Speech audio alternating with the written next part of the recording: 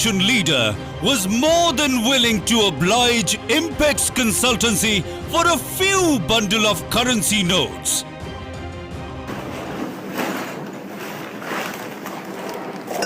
It's a 5 lakh rupees. 5 lakh rupees.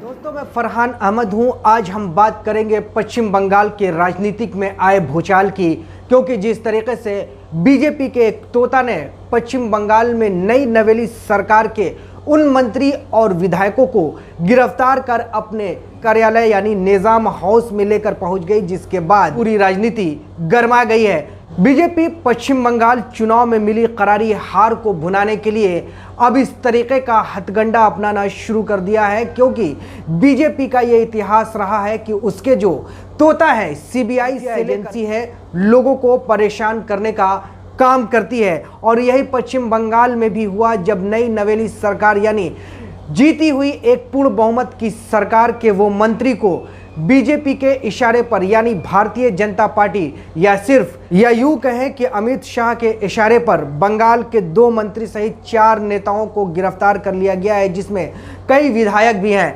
इन नेताओं को क्यों गिरफ्तार किया गया है ये भी मैं आपको बताऊंगा। दरअसल ये टीएमसी के वो विधायक हैं जिनको गिरफ्तार किया गया है। इनमें 2 बड़े नेता हैं। पहले नेता हैं फरीद हकीम, जो पश्चिम बंगाल में जो नई सरकार टीएमसी की बनी है उसमें ये मंत्री हैं। दूसरे जो मंत्री हैं सुब्रत मुखर्जी हैं, और इसके अलावा मदन मित्रा और 2 अन्य लोगों को भी सीबीआई ने पूछताछ के लिए गिरफ्तार किया है। ये क्यों गिरफ्तार किया है मैं आपको बता रहा हूँ।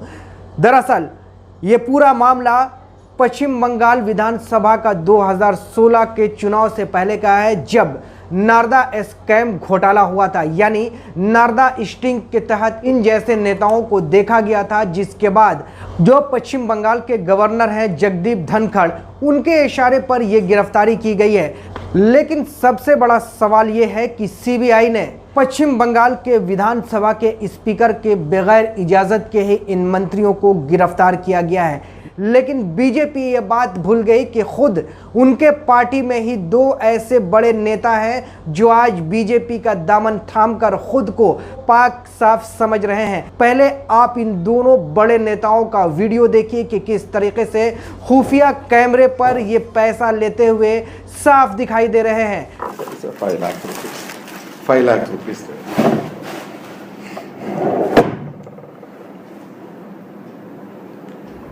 Lakhs. Okay, I will go to the office. You will be there? No. I will be there.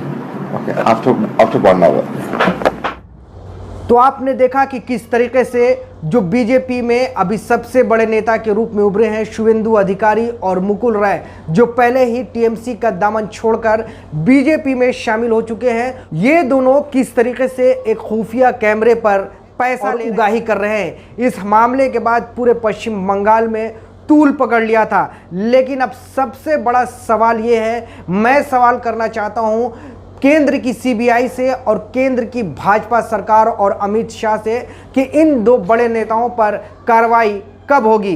क्या ये 2 बड़े नेता बीजेपी में शामिल होने के बाद सारे के सारे पापों से धुल गए हैं, या फिर खुद बीजेपी इन बड़े नेताओं को बचाने की कोशिश कर रही है। ये वही शुवेंदु अधिकारी है, जब पश्चिम बंगाल में टीएमसी की सरकार थी तो उस वक्त परिवहन मंत्री हुआ करता था, और आज खुद बीजेपी का दामन थामकर खुद को पाक साफ नेता समझ रहा है। मुकुल राय ये वो बीजेपी का नेता है जो पहले पश्चिम बंगाल सरकार में ममता बनर्जी का काफ़ी करीबी हुआ करता था, लेकिन जैसे ही शारदा चिट फंड घोटाले में इन 2 बड़े नेताओं का नाम आया, वो टीएमसी को छोड़कर बीजेपी का दामन थाम लिया।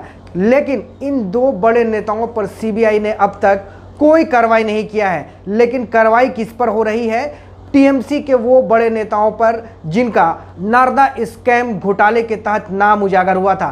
तकरीबन 5 साल बाद सीबीआई की ये नींद खुली और उसे लगा कि नारदा स्कैम जो हुआ था उस स्कैम का पर्दाफाश करना चाहिए। लेकिन ये वही सीबीआई भूल गए कि इसी पश्चिम बंगाल की सरजमी पर दो बड़े नेता जो बीजेपी के अभी चाटुकार बने हुए हैं, बीजेपी के गुलाम बने हुए हैं, वो दो बड़े नेता शुवेंदु अधिकारी और मुकुल राय भी शारदा चिट फंड घोटाले में तकरीबन कई करोड़ का गबन का इन पर केस दर्ज है। ये गुहार लगा रहे थे सीबीआई से कि इन्हें एक राजनीति षड्यंत्र के तहत फंसाया जा रहा है। जब पूरा पश्चिम बंगाल कोरोना काल में धधक रहा है, रोज तकरीबन 20,000 नए मामले आ रहे हैं, 100 से अधिक लोगों की मौतें हो रही हैं, उस भयावह मंजर में केंद्र की सरकार, दमनकारी सरकार पश्चिम बंगाल में चुनी हुई सरकार पर दमन कर रही है और अपनी ताकत यानी उसके जो तोता है सीबीआई का गलत इस्तेमाल कर रही है और सीबीआई ऐसे लोगों पर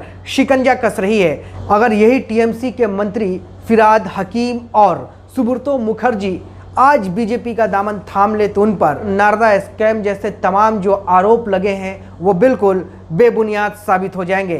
क्या सीबीआई सिर्फ भारतीय जनता पार्टी और गृह मंत्री अमित शाह के इशारों पर ही काम करेगी? अगर ऐसा है तो देश में कई ऐसे भ्रष्टाचारी हैं जो खुलेआम सड़कों पर घूम रहे हैं। सीबीआई पिछले कई सालों से जब से केंद्र में मोदी की सरकार आई है बिल्कुल एक तोते का पिंजड़ा बनकर काम कर रही है। पश्चिम बंगाल में इसका सबसे बड़ा उदाहरण आज देखने को मिला है कि किस तरीके से सीबीआई गैर संवैधानिक तरीके से मंत्री और टीएमसी के विधायक को गिरफ्तार कर अपने कार्यालय लाती है और पूछताछ के लिए उनसे सवाल जवाब करती है। हालांकि पश्चिम बंगाल का जो सबसे चर्चित घोटाला था शारदा चिट फंड घोटाले में भी दो बीजेपी के नेताओं का नाम है जो पहले टीएमसी में थे लेकिन अब बीजेपी का दामन थाम लिया है। इन दो लोगों से कोई सवाल नहीं हो रहा है। आखिर प्रधानमंत्री नरेंद्र मोदी जी ऐसे लोगों से सवाल कब होगा ये देश की जनता पूछ रही है, वरना इस सीबीआई से लोगों का